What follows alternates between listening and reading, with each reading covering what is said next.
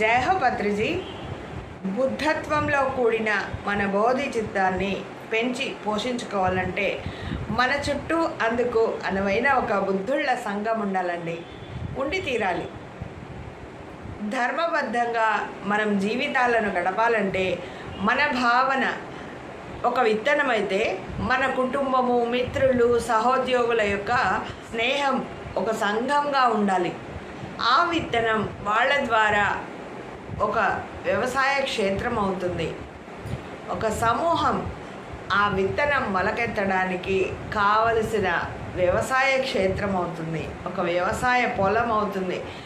విత్తనం ఎంత శుద్ధమైనదైనా, ఎంత నాణ్యమైనదైనా, సారవంతమైన వ్యవసాయ క్షేత్రం అంటే పొలం అనేది అందుబాటులో లేకపోతే ఆ విత్తనానికి మనుగడ లేనట్లే.